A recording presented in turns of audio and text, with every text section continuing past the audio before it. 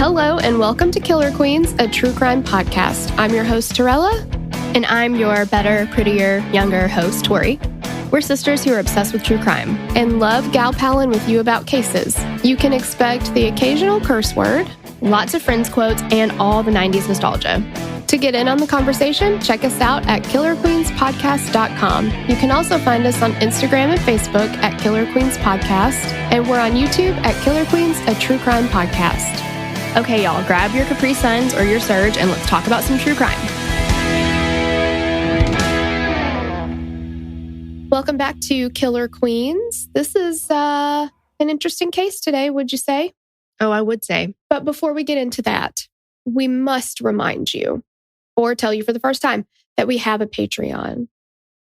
And on that Patreon, we cover 2 extra episodes a week. So we'll have this episode this week. We'll have our murder mixtape, which is going to be Zara Baker, which is an absolutely heartbreaking case. And then we'll also have our Doc Jam, which will be the last episode of the Cecil Hotel thing on Netflix. I cannot remember the whole name of it. I have no idea. It's something like American Disappearance or something. I don't know. It's kind of a weird name. And then it's like the Cecil Hotel. Yeah, it's like a lot of things in Cecil Hotel. Yeah. Mm-hmm. So, if you are interested in more episodes, you like our jam, as the guys in True Crime Garage would say, you like the cut of our jib, you can check it out. You know what I like to say? I thought about it just now. I was like, I feel like for Patreon, we're like, you want 2 shows? We got your shows. We got your shows. You want I love that. That's our new Patreon. We're making a commercial with just that. We could be Spartan cheerleaders. And we can do that. Yes. Yeah. That's awesome. Okay. Cool. So if you want to check that out, please do so. And all of those episodes are ad-free. So you can get this very episode ad-free. Check it out. Yes. There are reasons to go and you won't regret it. Or hopefully you won't regret it. Now you're putting doubt in their minds. Reasonable doubt. Well, it's not doubt. I just don't want to assume. It's like when I tell somebody to have a good day, I'm like, I'm not trying to tell you what to do. And they're like, you know what? I'm sorry I even said have a good day. Like, forget it. Just forget it. Yeah. If you want to have a bad day, if you don't want good things in your life, then don't do the Patreon. That's, I'm just saying you're in control of you. True. That's true. That's very nice of you. What are we going to talk about today, Tori? Well, we're going to talk about the Wichita Massacre. And it's also referred to as the Carr brothers. Mm-hmm. We'll reserve our opinions for later in the episode. Yes. Reginald and Jonathan Carr were brothers with an evil streak. That is an understatement. Mm-hmm. So this case is going to be taking place on the night of December 14th, 2000. They tortured and brutally murdered 4 people and injured another in the final act of their week-long crime spree that included another murder, kidnapping, and robbery. Ugh, so messed up. But we want to thank the people who requested it. Thank you to Bob Nelson. We love you. Oh, Bob.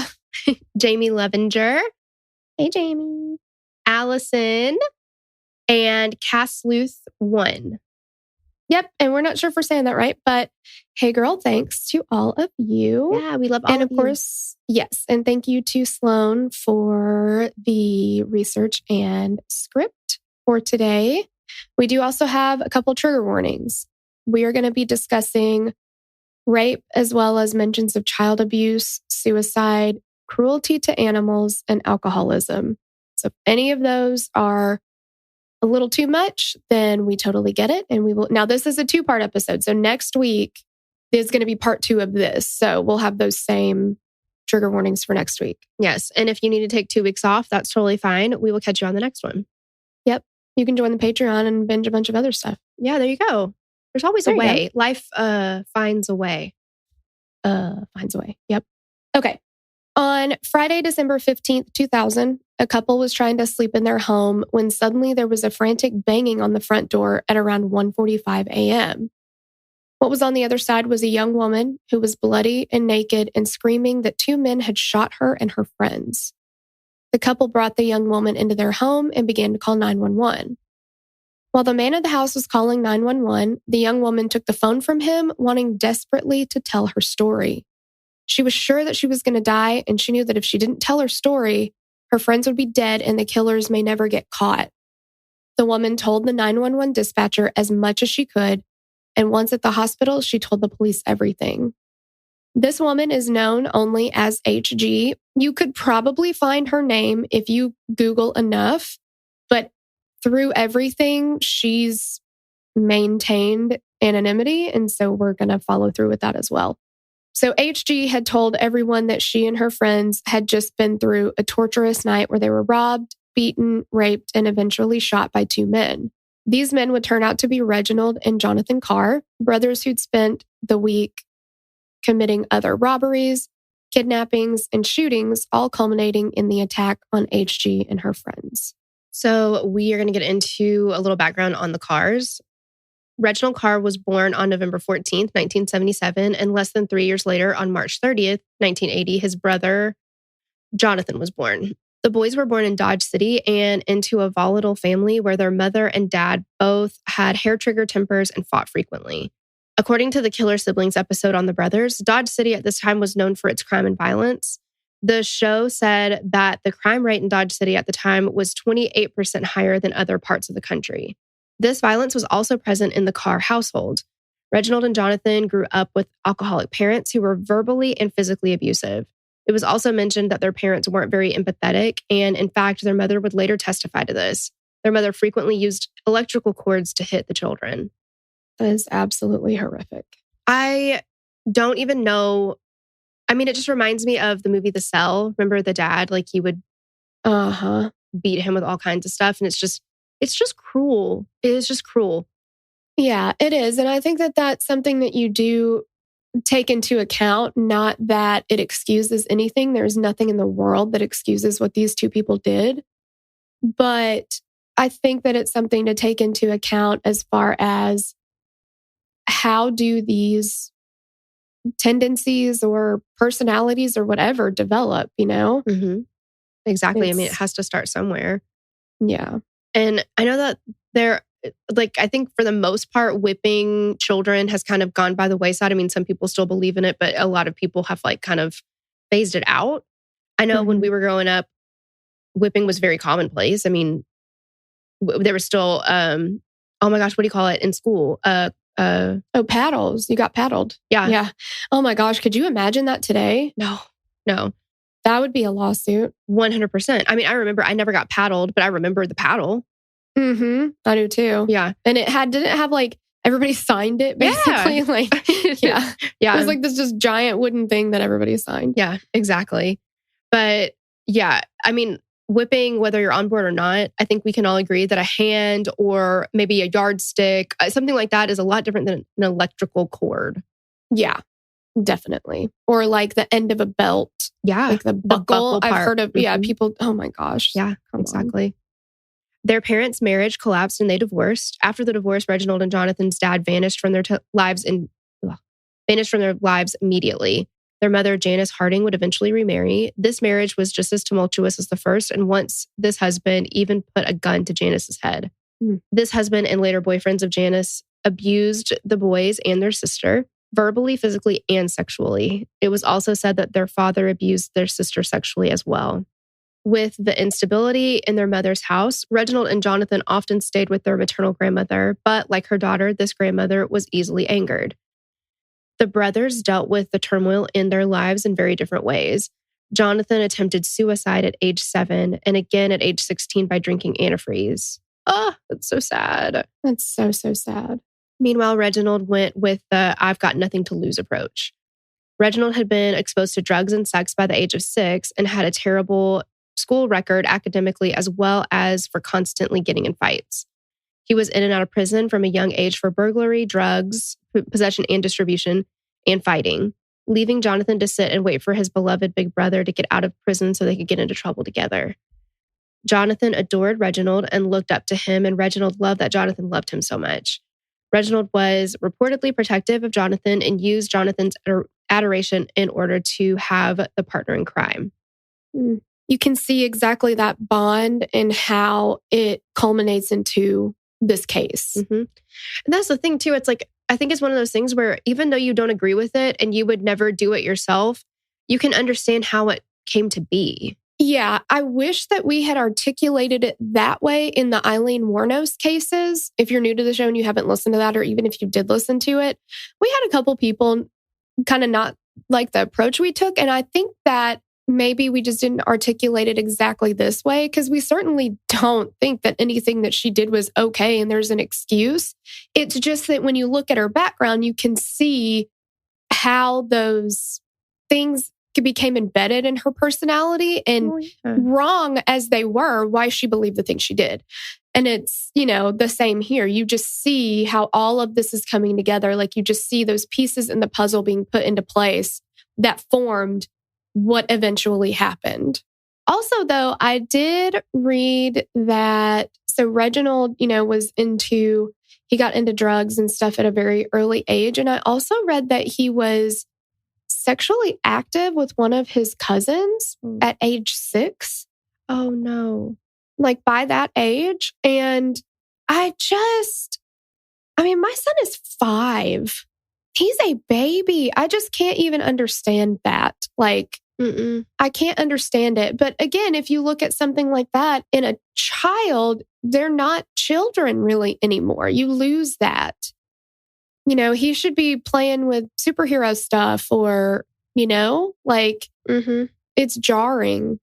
Just such a different existence. Yes, exactly. And it makes you grow up so fast and you lose all that innocence. It's just so sad. Yeah. In 1995, Reginald was sentenced to 13 months in prison for theft. He was also ordered to serve 6 months for aggravated assault and subverting the legal process. In 1996, he was sentenced to another 28 months on drug charges. So it would have had to have been, if he served the entire sentence, at that point, 19 months in prison. 13 plus 6, 19, right? Mm-hmm. That's a year and 7 months. We would have had to have been the very beginning of 95. And then he got charged again the very end of 96. Yeah, I wonder if it was not that like he got out and I don't know, how much did he serve of that? 'Cause it says he was sentenced to 13 months. Yeah. He may not have served the whole thing, or he may have had a pending case that went through during that time. Mm-hmm. Maybe. Yeah, maybe. I don't know. I just feel like what we've seen time and time again is people getting, and I'm not saying that he got a slap on the wrist, but other people have gotten slaps on the wrist. And then they go on to ramp up. Like, I don't know what the right answer is, but I see you go back and you look at it, go through it with a fine tooth comb, and you're like, that could have been changed. Like, yes, you dropped the ball there, Yeah, so many cases where it's like, it just slips through the cracks. Mm-hmm. And there's so many people that should not be behind bars for drug charges. And, it's so hard to, somebody like this. Yes. You wish that maybe they hadn't been able to, or at the very least, he's that young. Put him into programs that help him. But unfortunately, he's a marginalized individual that people don't care about. Mm-hmm. And I'm not saying you absolutely should care about him, but they didn't, I'm sure. So they were like, get him out of here. Let's keep it moving. Yeah. And when they're that young, I guess there are some people who are a lost cause, quote unquote. But what if they're not? Like, that's a chance worth taking. Mm-hmm. What if there is something you can do, especially that early? You get this guy in his 40s, maybe not. You get him in his teens. Yeah. We've got something to work with. Exactly. It's frustrating. Reginald, like his mother, racked up a couple marriages as well as multiple children. By 2000, Reginald and Jonathan decided to step up their criminal game. Up to this point, they were doing a lot of small time things, but they were ready to get into bigger things like armed robbery. In March of 2000, Reginald had been on parole, and in November, he had been arrested for drunk driving. And days later, he was back in court for forgery and parole violation. But then, days before they left for Wichita on December 5th, 2000, Reginald was released from parole. Perfect timing. Mm-hmm. So by this time, Reginald was 22 and Jonathan was 20, and they had decided that their new plan was to leave Dodge City and take their shenanigans on the road to Wichita. Sloan gave us a good dad joke. Get the heck out of Dodge, if you will. Well, I was wondering because I've heard that so many times, and I'm like, is that what they're talking about? Out of actual Dodge City? Out of actual Dodge. Maybe. I don't know.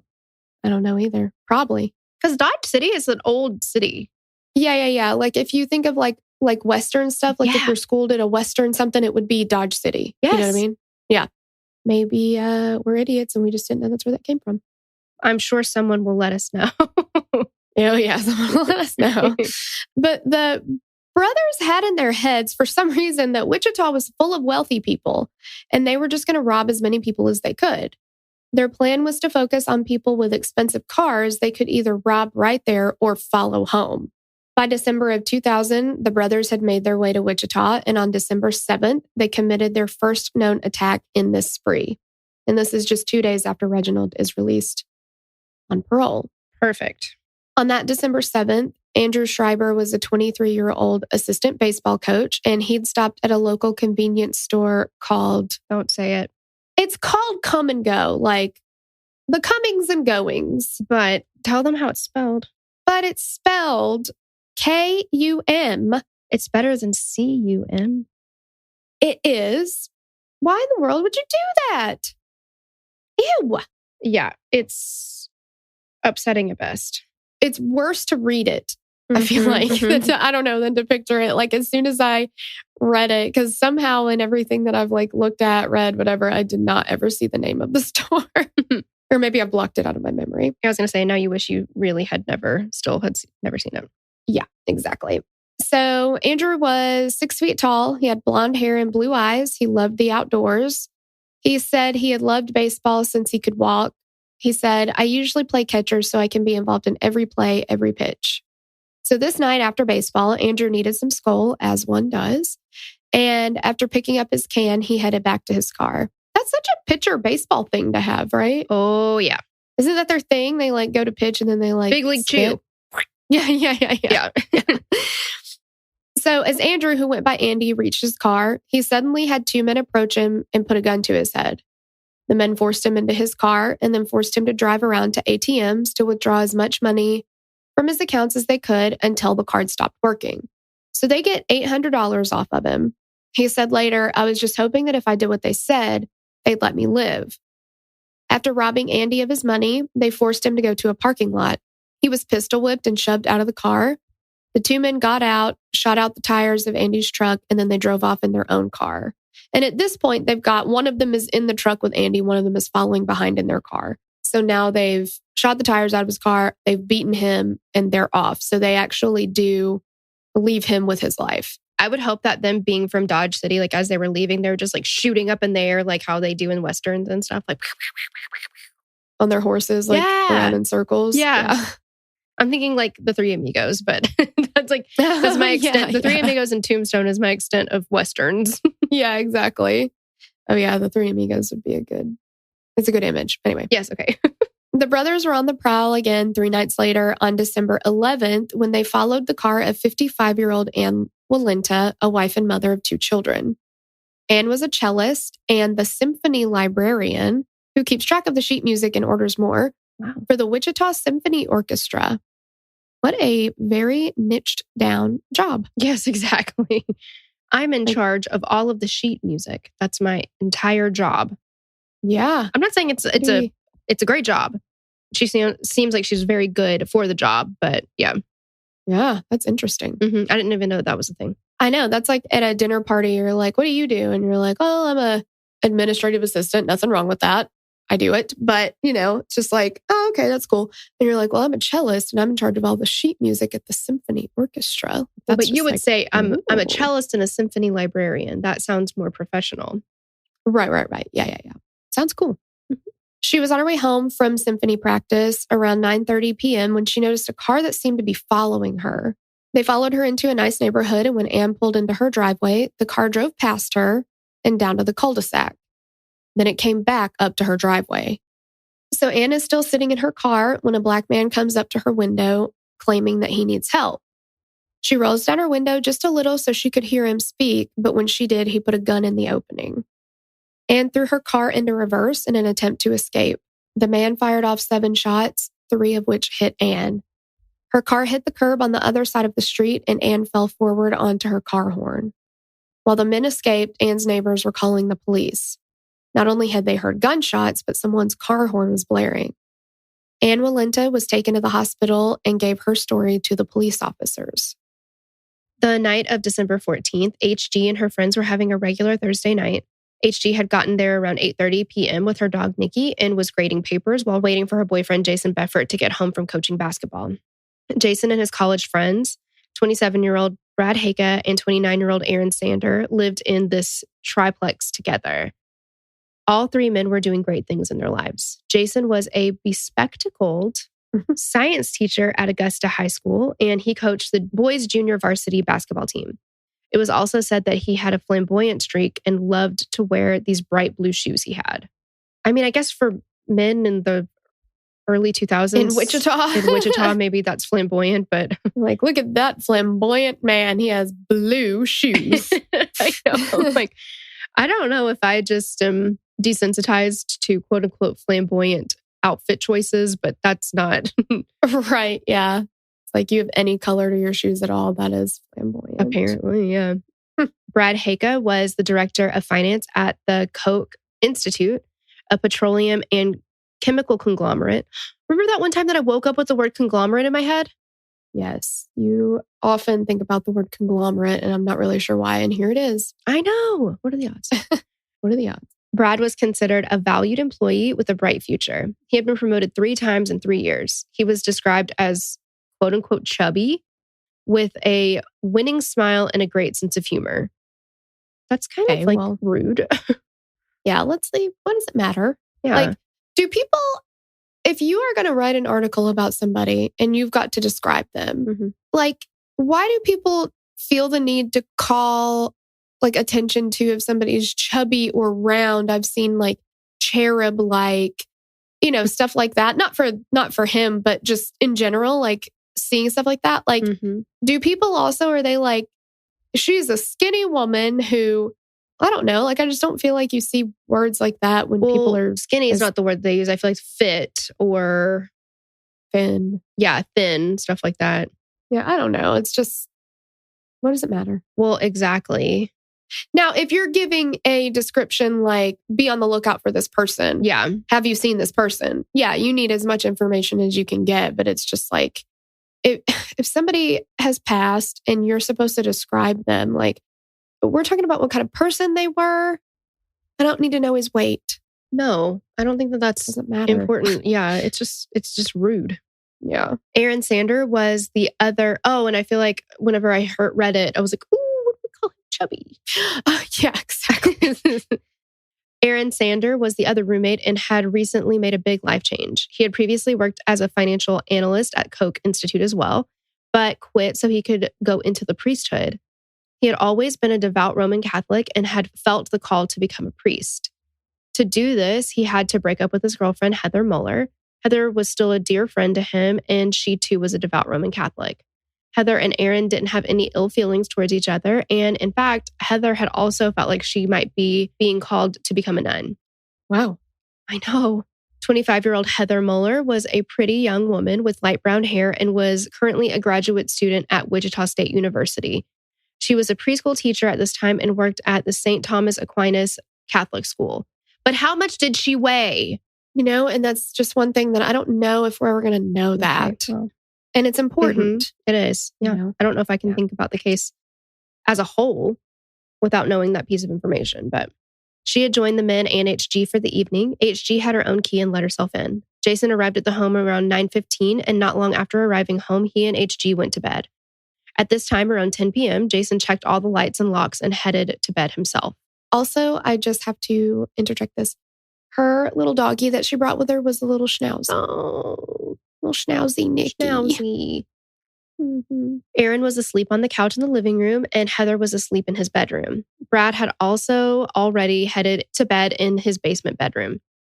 The friends were settled in for the night when around 11 p.m. the porch light came on, and HG and Jason heard a knock at the door. Then they heard voices and shouting. That's about the time Jason's bedroom door burst open. HG would later recall that a tall black male was standing in the doorway. Nikki had her teeth bared and was growling at the unknown intruders. The men demanded that they get the dog or they'd shoot her. The friends in the house didn't know these men were the Carr brothers, and HG would refer to them as the tall one, Reginald, and the shorter one, Jonathan. HG would later tell police that the tall one, Reginald, had put on a black coat and black leather gloves, and the shorter one, Jonathan, had poofy hair that was styled in clumps and wearing a leather jacket and an orange and black FUBU sweatshirt, jeans, and tan hiking boots. I'm going to guess that those tan hiking boots were Tim's. Don't you think? Oh, yeah. Jonathan ripped the covers off of Jason and HG, and Reginald forced Aaron into the bedroom with a gun aimed at them. Aaron was thrown onto the bed, and the Carrs demanded to know if anyone else was in the house. Out of sheer terror, the friends told the Carrs about Heather and Brad in the other rooms. One of the brothers gathered them as well. They are emptying the dumpsters. I think, too, that even if they hadn't told them about them, it probably would have gone worse for them because they would have gone through the house. And if they found out they were lying, well, not that it could have really gone worse. Well, but you know what I mean? Like, yeah, I don't know. I mean, Andy Schreiber complied, and I don't know specifically if that's what saved his life, but for whatever reason, I don't know if they just hadn't ramped up yet or what, but I just hope that, like, thinking back on this, that she doesn't feel guilt, Right. They would have found them anyway without them telling, I guess is what I'm saying. Well, and I think, gosh, look at the way that this turned out. So they complied, and this is what happened. If they had not complied, yeah, exactly. Like, what could they have done that's worse than this? I don't know. Yeah, exactly. Now that all 5 of them were in the same room, the Carrs demanded that they all strip naked. The brothers asked their terrified hostages if they had any money. The hostages told them to take the money and take anything that they wanted. The men asked where the safe was, but they were told there wasn't a safe. One of the men said, in a house this nice, there has to be a safe. Do you just suspect that every house has a safe? Yeah, and these are college kids. 3 single people, that are roommates. It's not like this is a couple that's like 2 doctors and they've been established in their careers for 30 years and they're like, well, it's not wealth management, like the Wilsons on Dennis the Menace, where he has that safe with like doubloons in it. Right. Yeah. This is like, so like we're roommates. We just pretty much have whatever we can fit in here. Like, and what would they have put in their safe anyway? Like, it doesn't seem like, not that it's a bad thing, but they don't seem like the kind of people that care much about like material things. Well, no. And they're not like, they're just getting their lives started. Their lives started. Yeah. Yeah. What was that? Was it the Clutter Family? Oh, one where they thought for sure there was going to be all that money in the house and they killed everybody. And then there was no money in the house, like just assuming again, like, it's so sad. It is sad. Like all of it is senseless, no matter which way you slice it. It's all senseless.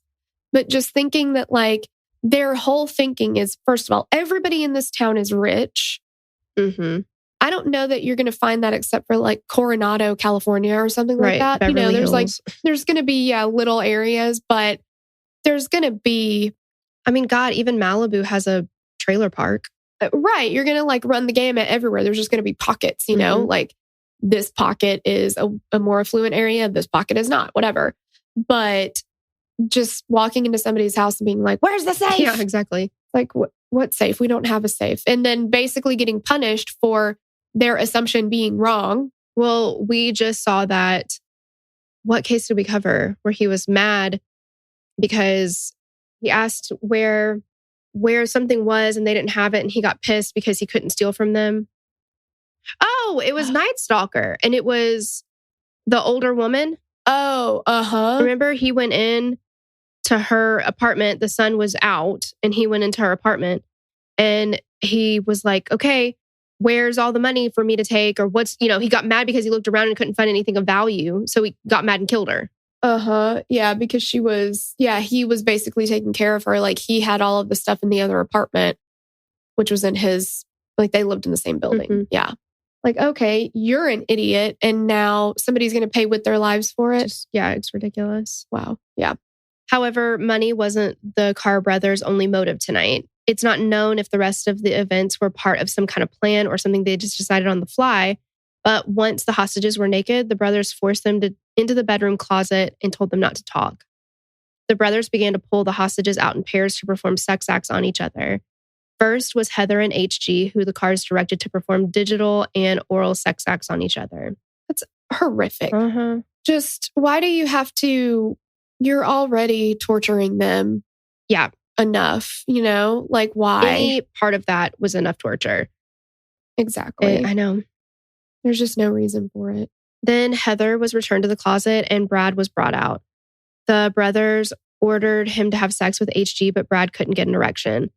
He tried to make it happen, but he couldn't. The man got angry that Brad couldn't get an erection and took him back to the closet. Yeah, and they actually, at one point, were like, okay, you've got 3 minutes. Make it happen. Yeah. And he's like, I know this is not going to work. In what world is that going to happen? Exactly. It's terrible. Jason was brought out after the Carrs got annoyed with Brad's inability to perform, but Jason couldn't get an erection either, so he tried to force himself inside HG so the men wouldn't hurt them. But when the brothers found out that they were dating, they made him stop. They didn't want the legitimate couple to be together. It's just, it is sadistic and evil. Mm-hmm. It just doesn't make any sense. They're like, okay, we only want the worst things to happen tonight. Yeah, exactly. That's not bad enough. Traumatic enough. Yeah, exactly. Yeah. Jason was taken back to the closet and Aaron was brought out and also forced to have intercourse with HG. However, Aaron stood strong with his religious convictions and told the men that he couldn't do it. They responded by clocking him in the back of the head with the butt of a pistol. HG was taken back into the closet and Heather was taken out. The hostages in the closet could hear what was going on just 12 feet away. They could hear that Aaron was once again being forced to have intercourse, but this time with Heather. Not only does he not want to do this with his friend/former girlfriend, he doesn't want to have sex at all because of his religious convictions. And it's especially stressful and scary. It's an especially stressful and scary situation. Aaron wasn't able to get an erection. The Carrs didn't care about Aaron's religion. One of them hit him over the head with a golf club and told him that he had until 11:54 to get hard. It was 11:52. Yeah, that's just not going to happen. If it's not going to happen, it's not going to happen.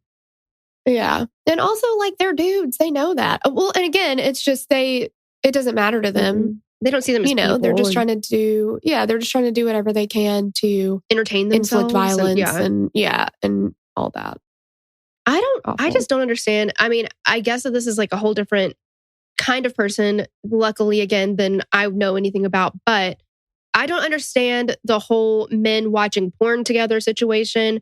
So in person, I can't understand with your brother watching sexual acts being carried out. Yeah, that you're forcing. Yeah. Yeah, it's so weird. Other people don't need to know, whatever it is that you're into. That's just weird. That's just not conversations you have, in this capacity. Right. I'm not saying that you can never talk about sex with your friends or anything like that, of course, but just in this capacity. And it also is very weird to me when people watch porn together. That grosses me out. I remember in high school, boys would talk about it. Oh yeah, we all hung out Friday night. We watched a bunch of porn together. I'm like, ew. Did you guys just all pop boners together? What is that? So weird. It's super weird. Yeah. According to one source, no punishment was enforced when he didn't, but another source said he was beaten with the golf club and then he was ushered back into the closet. Jason was then forced to have intercourse with Heather. Brad was next with Heather. HG remembers being able to hear Heather moan in pain. After their torturous sex show, the Carrs asked which of the 5 friends had ATM cards. One brother was going to take them to the ATMs. However, because they were stressed, Heather, HG, and Brad couldn't find their keys. The Carrs threatened to pop someone. The keys were found at Jason's truck. Then they were taken one by one out to the pickup truck, and Reginald would force them to drive to the ATM. So first up was Brad. While Reginald was out with Brad, Jonathan brought HG back out and raped her before throwing her back into the closet. The amount of just, oh my gosh. Brad and Reginald returned, and Jason was next to go with Reginald. Back in the closet, Brad told his friends nothing about the ATM trip. Even when Aaron asked him if they should try to resist, Brad didn't respond. This time, while Reginald was away, Jonathan raped Heather. When Reginald returned, HG volunteered to be the next to go to the ATMs. Reginald only let her put on a sweater because he said he, quote, liked seeing her without underwear. It's disgusting. She was instructed to drive Jason's truck to the banks and not look at Reginald, who was crouched in the back seat. The man talked to HG on their trip. He asked her what his partner had done with her while he was gone, and she told him that he had raped her. Reginald laughed and asked, "Did you like it?" HG didn't want to make him angry, so she told him that she had. He asked her if she'd ever been with a black man before, and she admitted that she hadn't. Reginald asked her if the man that had raped her was better than her boyfriend. And again, she didn't want to anger him, so she said yes. What is the point of asking this question? Yeah, exactly. I mean, what does he think? Like, what is the end game here? Yeah, you know that she's terrified. Of course she didn't like that.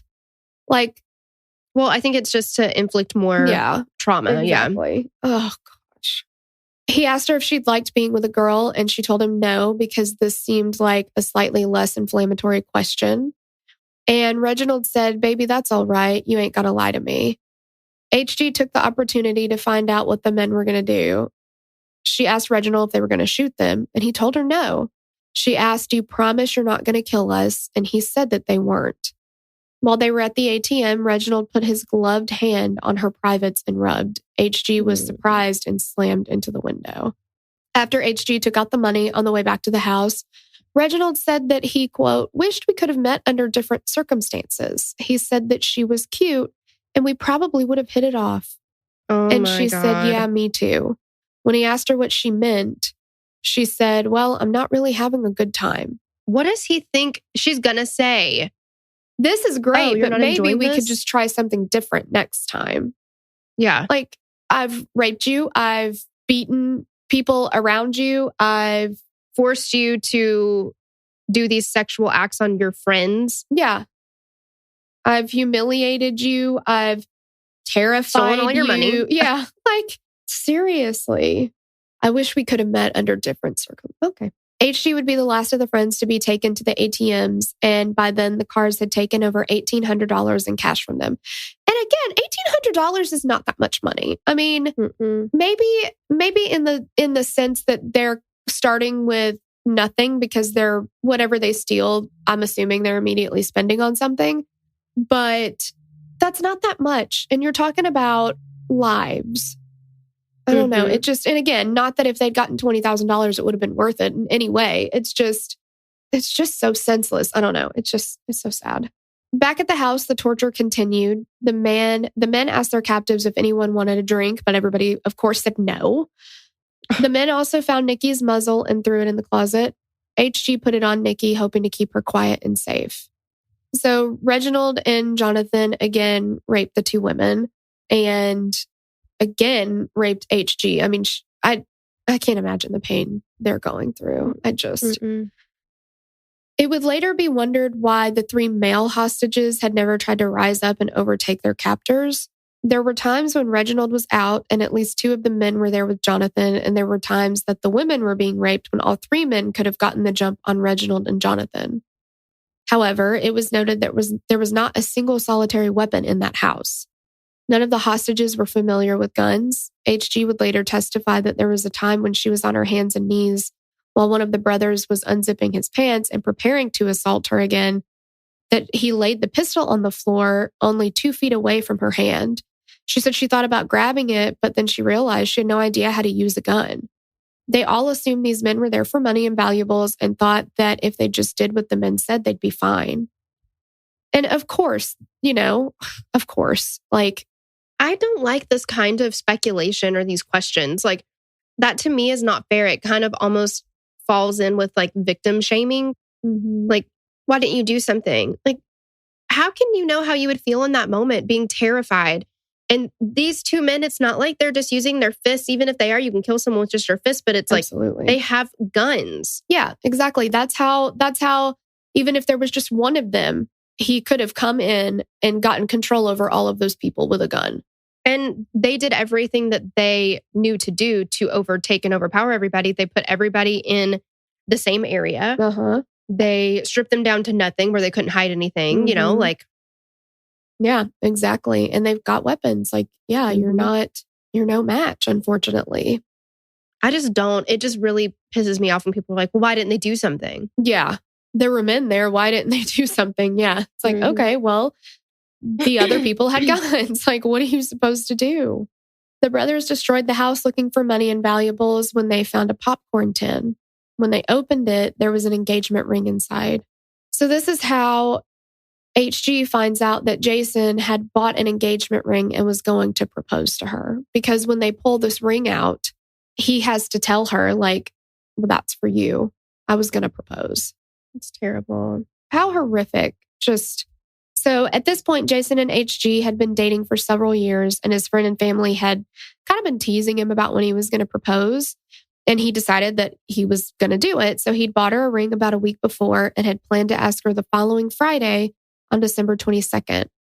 And he'd even bought a book on how to propose. Oh my gosh. How sweet is that? By this time, it was about midnight and the Carrs were ready to move to the next phase of their nightmare. The 5 hostages were led at gunpoint out to the Honda Accord that belonged to Aaron. It was less than 18 degrees Fahrenheit, and there was at least a couple inches of snow on the ground, but the Carrs didn't let them get dressed. The women were allowed to wear a sweater or sweatshirt, but the men were completely naked. Everybody was barefoot, and the women are naked from the waist down. They just have a sweater or sweatshirt on. That's it. Mm-hmm. The Carrs tried to shove all 5 hostages into the trunk, but then they figured out that 5 grown adults are not going to fit into this sedan's trunk.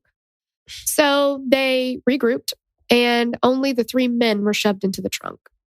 Like, man, have you ever seen a Honda How Accord? did they even fit? Like, yeah, 3? exactly. Yeah. Like, no, they're not all going to fit, dude. Reginald had taken HG and demanded that she join him in Jason's truck again. Jonathan drove Aaron's Honda with Heather in the back seat. HG made a mental note of the time, 12:07 a.m. This had been going on for 3 hours. Oh my God. They were all shuttled to an empty soccer field, and Reginald ordered HG to get in the Honda and sit next to Heather. The men were taken out of the trunk and lined up in front of the silver sedan. HG said she turned to Heather and said, "They're going to shoot us." HG and Heather were then brought out to stand beside the men. Heather stood by Aaron and HG by Jason, and they were all ordered to turn away from the men and kneel in the snow. And HG remembered, as I was kneeling, a gun went off. Then I heard Aaron. I could distinguish Aaron's voice. He said, "Please, no, sir, please." And then the gun went off. She heard 3 shots before she felt a bullet hit the back of her head. She remembered everything went gray with white-like stars.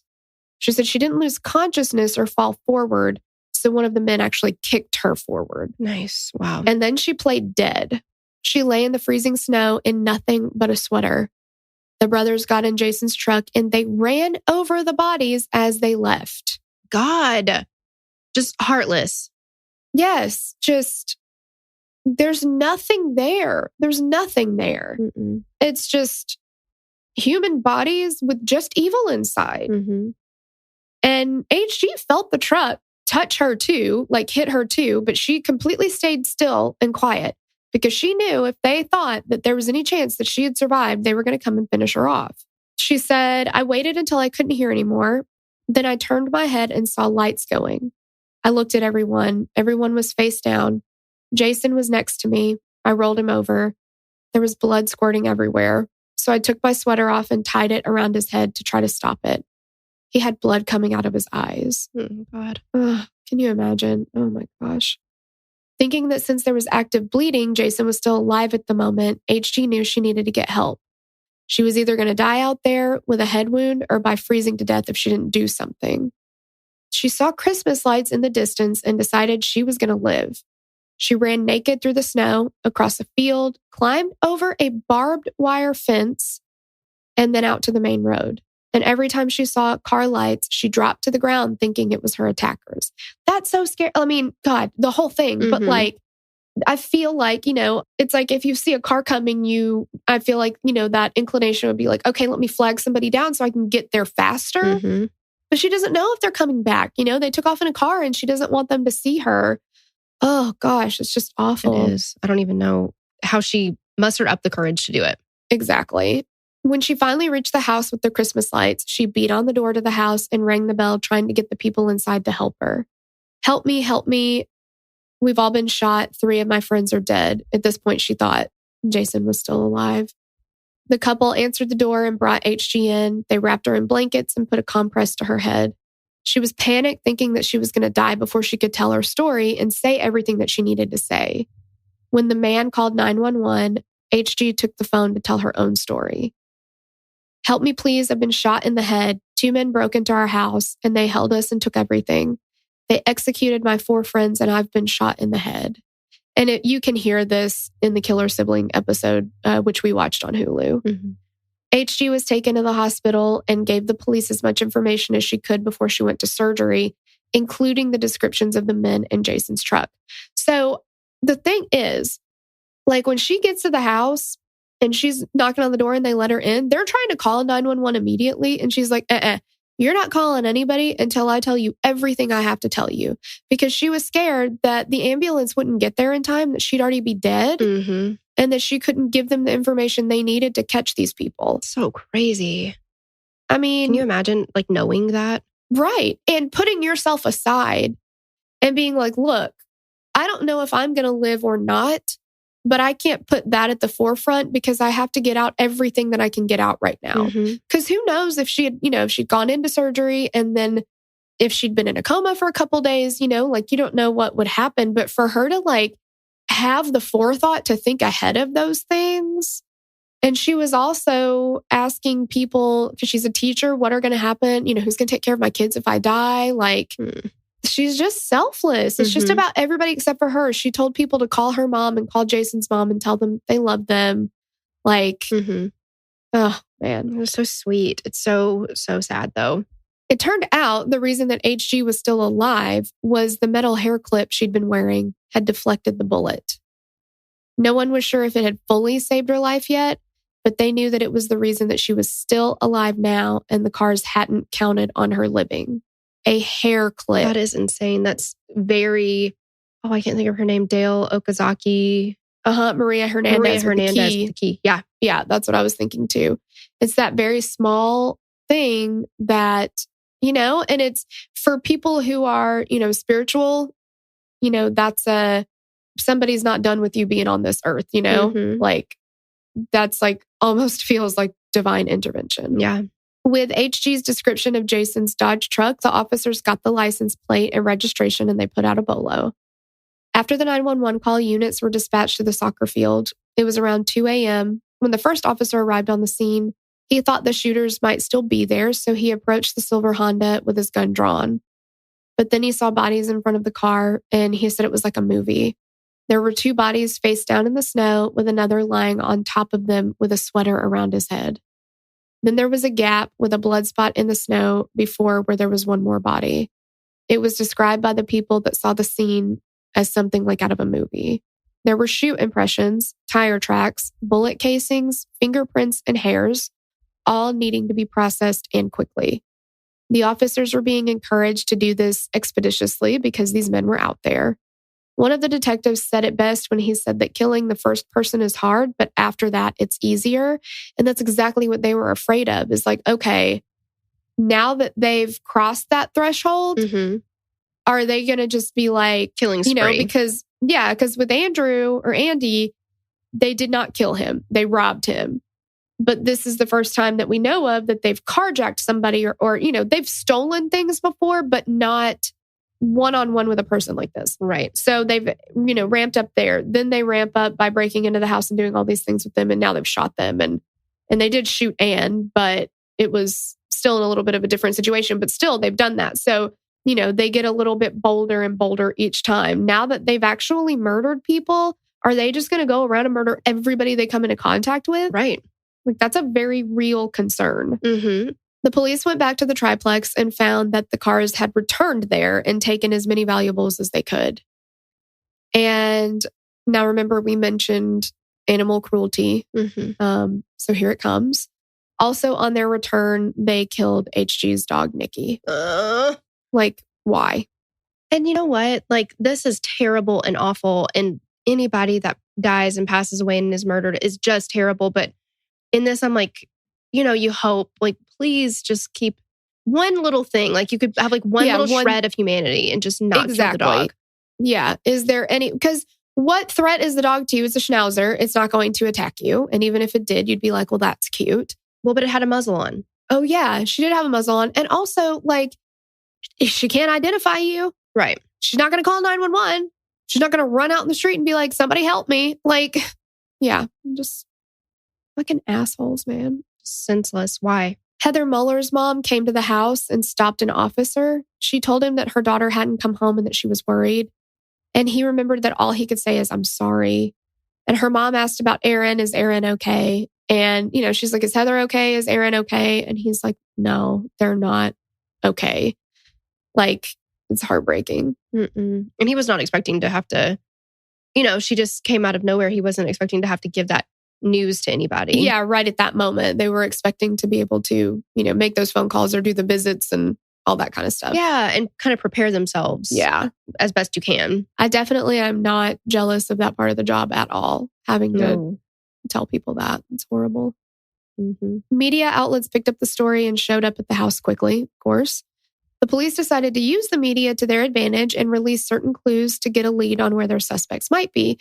And this is something that I feel like we talk about in so many cases where it's like, you could use the media to your advantage and say, look for this or look for that. And there are some cases where we've just seen the police hold every detail hostage when people could be looking for a vehicle or something.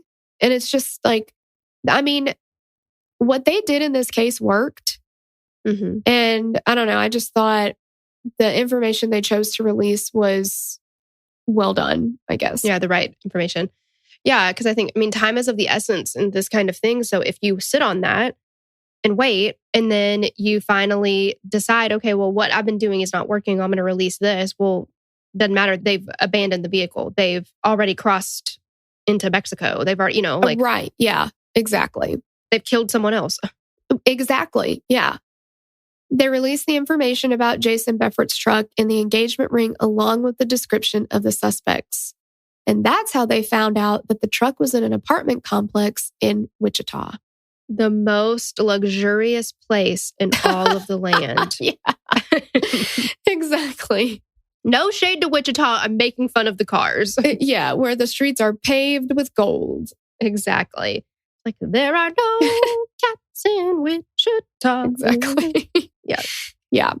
Get over yourselves, idiots. I know. Yeah. So we are honing in on the Carr's location, and we're going to have to tell you the rest of it next time.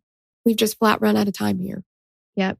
We're going to RUN an OFT, and we'll be back with part 2. Yeah, we sure are. Now, if you're a patron, you can just shimmy on over there and get part 2 right now. It's ready for you. Oh, yeah. Yeah. And if you are not a patron, no worries. We'll catch you next week.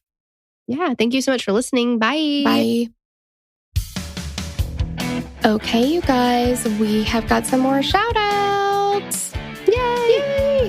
Hey girl, thanks to new patrons Carly Zarnick, Lindsay Peel, Candace Brooks, Erica Ramirez, Andrea Mills, Sophia Blessing, Stephen Kopko, Good Grain, Katie Nichols, Julia Horn, Kylie Langwell, Morgan Martin, Crystal is amazing. Well, that was smart. We just called you amazing. Exactly. And you are.